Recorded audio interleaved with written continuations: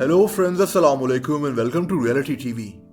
दोस्तों, इस वीडियो में मैं आपको दुनिया में बनाए जाने वाली खतरनाक तरीन गेम की कहानी सुनाऊंगा। लेकिन इस गेम की कहानी एक वाक्य से शुरू होती है।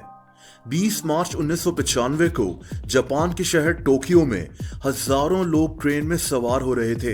ये लोग टोक्यो मेट्रो पर सवार थे, लेकिन ये लोग ये नहीं जानते थे कि आगे क्या होने वाला है। इस ट्रेन में 5 ऐसे लोग भी मौजूद थे जिनके हाथ में बैग्स थे।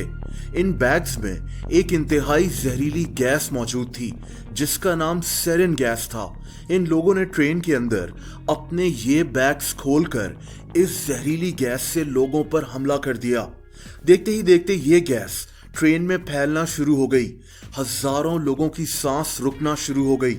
इनकी आंखें भी शदीद जलन की वजह से बंद होना शुरू हो गईं।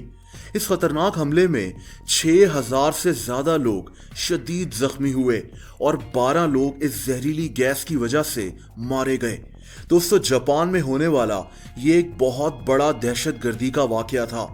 लेकिन इस वाकये के पीछे कौन था और इस वीडियो गेम और इस वाकये का क्या ताल्लुक है, इसके लिए आपको इस आदमी के बारे में जानना पड़ेगा जिसका नाम शोको असाहारा था। यह आदमी जापान में एक बहुत बड़े ग्रुप का लीडर था। इस ग्रुप का नाम आर्म शिनरिक्यो था। दोस्तों, शोको असाहारा एक बेहद ताकतवर और खतरनाक आदमी था। दुनिया की खतरनाक तरीन वीडियो गेम का ताल्लुक भी इसी आदमी से है और इस आदमी की कहानी बेहद अजीब है। दोस्तों, शोको असाहारा ने 1984 में एक ग्रुप बनाया। इस ग्रुप का नाम आर्म शिनरिक्यो था। ये खतरनाक आदमी लोगों को कहता था कि बहुत जल्दी दुनिया खत्म होने वाली है और अगर लोगों को अपनी जान बचानी है तो वो लोग इस आदमी को फॉलो करें।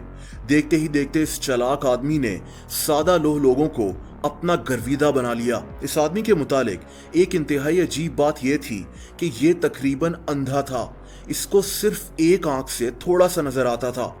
शोको असाहारा देखते ही देखते जापान में मशहूर होना शुरू हो गया।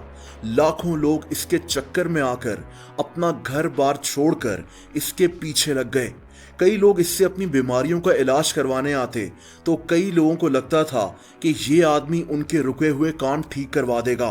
हकीकत में ऐसा कुछ नहीं था। ये आदमी सिर्फ अपनी चालाकी से लोगों के जहनों को अपने कंट्रोल में कर रहा था। लेकिन शोको असाहारा का असल प्लान कुछ और था। दोस्तों, ये आदमी इतना खतरनाक था कि जो इंसान भी इसके ग्रुप को छोड़ने का सोचता भी था, शोको असाहारा उसको कत्ल करवा देता था।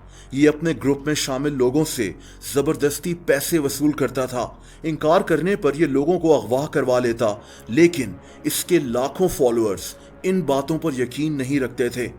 दोस्तों, 1990s में इस खतरनाक आदमी की ताकत इतनी ज्यादा बढ़ गई थी कि इसने खतरनाक हथियार बनाने शुरू कर दिए जिनमें केमिकल वेपन्स भी शामिल थे।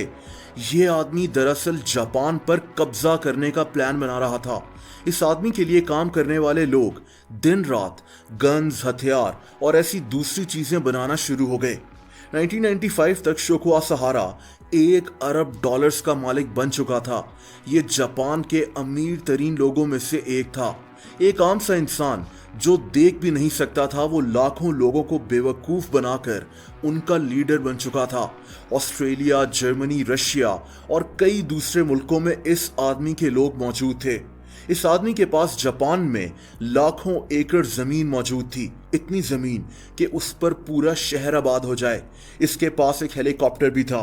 इसका प्लान यह था कि ये इसी हेलीकॉप्टर के जरिए जापान के शहरों पर जहरीली गैस गिराएगा। 1995 में जापान के शहर टोक्यो में होने वाले उस जहरीली गैस के अटैक के पीछे इसी आदमी का हाथ था। इसको बहुत जल्दी गिरफ्तार कर लिया गया और कई साल जेल में रखने के बाद जुलाई 2018 में इस आदमी को फांसी दे दी गई थी। दोस्तों, दुनिया की खतरनाक तरीन गेम की कहानी इसी कहानी से जुड़ी हुई है, जहां ये आदमी खतरनाक हथियार बनाकर जापान पर हमला करना चाहता था, वहीं ये आदमी लोगों के जहनों को कंट्रोल भी कर रहा था। इसकी तारीफ में बनने वाले मुख्तलिफ गाने हों या फिर वीडियो गेम्स हों। दोस्तों, ये लोगों के जहन को कंट्रोल करने के लिए मुख्तलिफ गेम्स भी बनाता था, जिनमें से एक गेम का नाम द स्टोरी ऑफ कामाकुशी की विलेज है। टोक्यो में उस ट्रेन अटैक के कुछ महीने के बाद ही ये खतरनाक गेम मंजर आम पर आई। इस गेम में लोगों को शोको आसाहारा बनकर गेम खेलनी होती थी। खेलने वाले का काम गेम में शोको आसाहारा के ग्रुप को कंट्रोल करना होता था। गेम में प्लेयर को पैसे इकट्ठे करने होते थे। इसके बाद प्लेयर को गेम के अंदर एक जहरीली गैस तैयार करनी होती थी और फिर इस जहरीली गैस के जरिए जापान के शहरों पर हमला करना होता था। गेम में प्लेयर को पुलिस से बचना भी होता था। दोस्तों, ये गेम दरअसल लोगों को दहशतगर्दी करने पर उकसाती थी। गेम के अंदर प्लेयर को शोको आसाहारा के ग्रुप में नए लोगों को भर्ती भी करना होता था। गेम की अजीब बात यह थी कि गेम के दौरान शोको आसाहारा और इसके ग्रुप की तस्वीरें बार बार दिखाई जाती थीं। यहां तक कि इस गेम के अंदर कई क्लिप्स ऐसे भी थे जिनमें बताया जा रहा होता था कि कैसे शोको आसाहारा ने लोगों को कत्ल किया है। इस गेम का एंड भी काफी ज्यादा अजीब था। अगर प्लेयर गेम जीत जाए तो वो जापान के शहरों पर जहरीली गैस से हमला करता था जिनमें लोगों को कत्ल होते हुए दिखाया जाता था। लेकिन अगर प्लेयर ये गेम हार जाए तो गेम में दिखाया जाता था कि दुनिया तबाह हो रही है और खत्म हो रही है। ये गेम बेहद वायलेंट थी। दोस्तों, ये गेम लोगों का जहन कंट्रोल करने और इनके जहनों को ब्रेन वॉश करने के लिए बनाई गई थी और ऐसा हुआ भी। कई लोग, खास तौर पर बच्चे, ये गेम खेलकर दहशतगर्दी की तरफ माइल होना शुरू हो गए।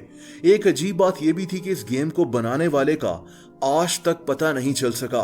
कई लोग कहते हैं कि ये गेम शोको आसाहारा ने नहीं बनवाई थी बल्कि सिर्फ इस आदमी का मजाक उड़ाने के लिए बनाई गई थी, लेकिन इसका कोई ठोस सबूत नहीं मिल सका। बहरहाल, द स्टोरी ऑफ कामाकुशी की विलेज को दुनिया की खतरनाक और अजीब तरीन वीडियो गेम्स में से एक माना जाता है।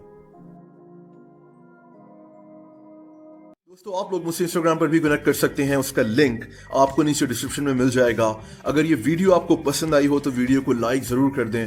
ऐसी इंटरेस्टिंग वीडियोस देखने के लिए रियलिटी टीवी को सब्सक्राइब कर लें और बेल आइकन को भी हिट कर दें ताकि मेरी नई वीडियोस के नोटिफिकेशंस आपको मिल जाया करें। अपना बहुत ज्यादा ख्याल रखें। अल्लाह हाफिज।